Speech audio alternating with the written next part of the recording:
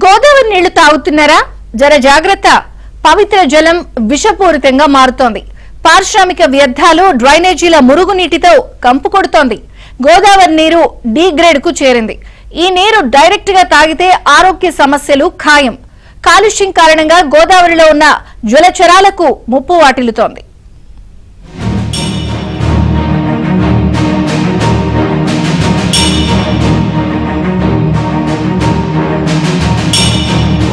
దక్షిణ గంగగా పిలిచే గోదావరి నది విషపూరితమవుతోంది. పవిత్ర జలం కాస్త గరళంగా మారుతోంది. రాష్ట్రంలో ప్రవేశించే కందుకుర్తి, బాసర నుంచి సరిహద్దు భద్రాచలం వరకు కాలుష్య కోరల్లో చిక్కుకొని అల్లాడిపోతోంది. ఇందులో కలిసే ఉపనదులు విషాన్ని మోసుకొస్తున్నాయి.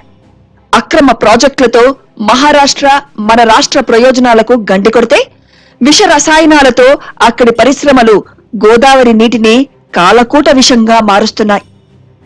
ఇళ్లల్లోని మురుగునీరు, పారిశ్రామిక వ్యర్థాలు నేరుగా వచ్చి నదుల్లో కలుస్తున్నాయి. ముఖ్యంగా కొన్ని పరిశ్రమల యజమానులు వర్షపు నీటిలో రసాయన వ్యర్థాల్ని కలిపేసి నదుల్లోకి వదులుతున్నారు. బాసర సమీపంలో మహారాష్ట్రలోని ఆల్కహాల్ ఫ్యాక్టరీ వ్యర్థాలకు తోడు కోల్ బెల్ట్ ప్రాంతాల్లో పెద్ద మొత్తంలో పారిశ్రామిక వ్యర్థాలు గోదావరిలో కలుస్తున్నాయి.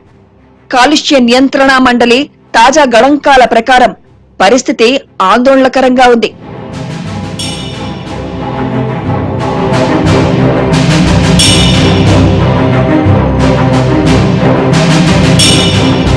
మహారాష్ట్రలోని నాసిక్ ప్రాంతంలో పుట్టిన గోదావరి తెలంగాణ రాష్ట్రంలో సుమారు 275 కిలోమీటర్లు ప్రవహిస్తుంది. బాసర నుంచి భద్రాచలం వరకు గోదావరి సమీపంలో చారిత్రక, ఆధ్యాత్మిక ప్రదేశాలు, సింగరేణి బొగ్గు గనులు, కాగితం, సిమెంట్, సెరామిక్ పరిశ్రమలు, థర్మల్ విద్యుత్తుత్పత్తి కేంద్రాలు, అధిక జనసాంద్రత కలిగిన పలు పట్టణాలున్నాయి. ఇవన్నీ నదీ జలాల కాలుష్యానికి కారణమవుతున్నాయి. నదీ తీర ప్రాంతాలను ఆనుకొని ఉన్న బాసర, ధర్మపురి, కోటిలింగాల, మంచిర్యాల, మంతిని, కాళేశ్వరం, భద్రాచలం తదితర పుణ్యక్షేత్రాలను దర్శించే లక్షలాది మంది భక్తులు పారేసే వస్తువులు కాలుష్యానికి కారణమవుతున్నాయి. పుణ్యక్షేత్రాలన్నీ కలుషిత నీటితో కంపు కొడుతున్నాయి.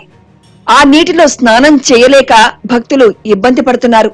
అలాగే గోదావరి నదికి ఇరువైపులా విస్తరించి ఉన్న ధర్మపురి, లక్సెట్టిపేట, మంచిర్యాల, రామగుండం, గోదావరి ఖని, మంతిని తదితర పట్టణాలకు సంబంధించిన డ్రైనేజీ కాలువలను ఎలాంటి ట్రీట్మెంట్ నిర్వహించకుండానే నేరుగా నదీ ప్రవాహంలోకి వదిలిపెడుతున్నారు. చెలిమలు తోడుకొని వాళ్ళ నీళ్లు, పరిశుద్ధమైన నీళ్లు అక్కడే తాగేవాళ్ళం. కానీ ఈ రోజు ఆ పరిస్థితి లేదు. అన్ని పరిశ్రమలు అన్నీ కూడా అందులో వదులుతూ ఉంటే ఇరిగేషన్ డిపార్ట్మెంట్ ఏం చేస్తూ ఉన్నారు? ఎవరికి కూడా పట్టింపు లేకుండా పోయింది. ప్రజల ప్రాణాలతో చెలగాట మాడినట్టు అవుతుంది. మనకు ఇంటికి వచ్చేసరికి నల్ల నీళ్ళు వచ్చేసరికి మంచి నీళ్ళు అని చెప్పేసి పరిశుద్ధమైన నీళ్ళని తాగుతా ఉన్నాం. కానీ నిజానికి ఆ నీటి వల్ల అనేక అనారోగ్య సమస్యలు వస్తూ ఉన్నాయి. చిన్నవాళ్ళు, పిల్లలు, పెద్దవాళ్ళని కాకుండా ఈరోజు హాస్పిటల్ అన్ని కూడా కిటకిటలాడుతూ ఉన్నాయి. మెయిన్ కారణం మనిషికి కావాల్సింది నీరు. ఇక మంచిర్యాల, రామగుండం, శ్రీరాంపూర్ డివిజన్లలో సింగరేణి నిర్వహిస్తున్న బొగ్గు గనులకు సంబంధించిన డీజిల్, గ్రీజ్ వంటి ఇండస్ట్రియల్ వేస్టేజ్, సిమెంట్, కాగితం తదితర పరిశ్రమల నుంచి రసాయనిక వ్యర్థాలు, థర్మల్ విద్యుత్ కేంద్రాలకు సంబంధించిన బూడిద వేస్టేజ్ గోదావరిలో కలుస్తూ ఉండడంతో పరిస్థితి విషమిస్తోంది.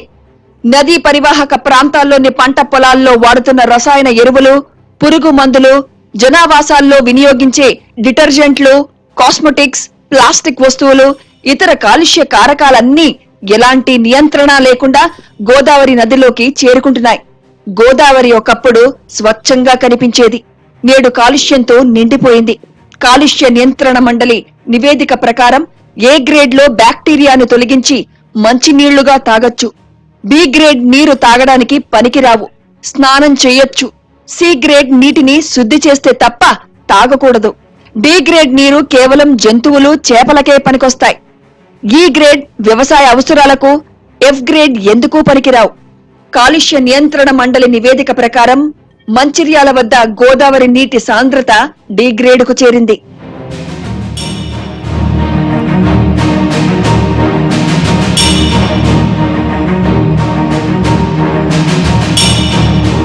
గోదావరి నదిని కాలుష్యం బారి నుంచి కాపాడడానికి కేంద్ర ప్రభుత్వం 1999లో national reserve conservative project NRCP కింద కోట్లాది రూపాయలు వెచ్చించింది. ఇందులో భాగంగా బాసర, మంచిర్యాల, గోదావరి ఖనిలోని రామగుండం, మల్కాపూర్, సుందిళ్ల, భద్రాచలంలో గోదావరి నది ఒడ్డున సీవరేజ్ ట్రీట్మెంట్ ప్లాంట్ అంటే STPలను నిర్మించింది. కొంతకాలం ఈ ప్లాంట్లు బాగానే పనిచేశాయి. ఖర్చు పెరిగిపోవడంతో ఆయా ప్రాంతాల్లోని మున్సిపాలిటీ పాలక వర్గాలు STPల నిర్వహణను గాలికి వదిలేశాయి. దీంతో కాలుష్య జలాలు నేరుగా గోదావరిలోకి చేరుతున్నాయి.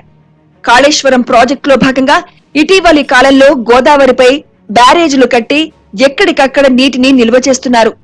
పరిశ్రమల నుంచి వచ్చే నీరు నేరుగా చేరడంతో నిల్వ నీరంతా కంపు కొడుతోంది. తాగునీరు, పరిశ్రమలు, వ్యవసాయానికి అవసరమైన నీటిని ప్రభుత్వం గోదావరి నుంచే సరఫరా చేస్తోంది. సరఫరా చేసే నీటిని ఆయా ప్రాంతాల్లో పంప్ హౌజుల వద్ద తాగడానికి వీలుగా శుద్ధి చేస్తున్నారు. అయితే పుణ్యక్షేత్రాల వద్ద వివిధ పట్టణాలలో ఇలాంటి సౌకర్యం లేక ఇబ్బందులు తప్పడం లేదు. ప్రధానంగా పుణ్యక్షేత్రాల వద్ద గోదావరిలో స్నానం చేయలేని పరిస్థితి నెలకొంది. ఏదైతే బాసర మన తెలంగాణ జిల్లాలో ఎక్కడైతే ఎంట్రీ అవుతుందో ప్రవేశిస్తుందో గోదావరి నది, బాసర నుండి భద్రాచలం వరకు జీవనదిగా ప్రవేశిస్తున్నటువంటి గోదావరిలో పారిశ్రామికంగా మరియు ఇతర ప్రాంతాల్లో ఉన్నటువంటి సిరామిక్స్ కంపెనీలు కానీ, విద్యుత్ కంపెనీలకు సంబంధించిన వ్యర్థాలు కానివ్వండి, అలాగే మున్సిపాలిటీకి సంబంధించిన మురుగునీరు కూడా ఈరోజు గోదావరిలోనే కలపడం జరుగుతుంది.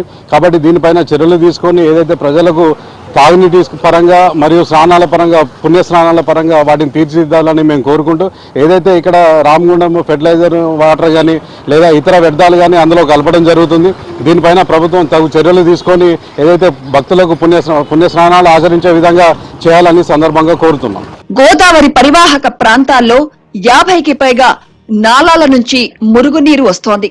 రోజుకు 300 MLDల నీళ్లు వాడుతుంటే అందులో 200 MLDల మురుగునీరు శుద్ధి చేయకుండానే నదిలోకి చేరుతోంది. కొన్ని చోట్ల మురుగునీటి శుద్ధి కేంద్రాన్ని ఏర్పాటు చేసినా నిర్వహణ సరిగ్గా లేదు. బాసర, ధర్మపురి, నిర్మల్, లక్షెట్టిపేట, మంథిని తదితర చోట్ల సరైన డ్రైనేజీ వ్యవస్థ లేదు. నీటిలో కరిగి ఉండే ఆక్సిజన్ పరిణామం నదుల్లో క్రమక్రమంగా తగ్గిపోతోంది. లీటర్ నీటిలో DO పరిణామం కనీసం 4 మిల్లీగ్రాములుండాలి. గోదావరితో పాటు ఉపనదుల్లో DO పరిణామం 4 నుంచి 9 మిల్లీగ్రాముల వరకు వెళుతోంది. గోదావరిలో వార్షిక సగటు 3 మాత్రమే ఉన్నా ఇప్పుడు అది 5 దాటేస్తోంది. ఇదే పరిస్థితి కొనసాగితే గోదావరి నీరు మనుషులు వినియోగించేందుకే కాదు, జలచరాలకు పనికి రాకుండా తయారయ్యే అవకాశం కనిపిస్తోంది.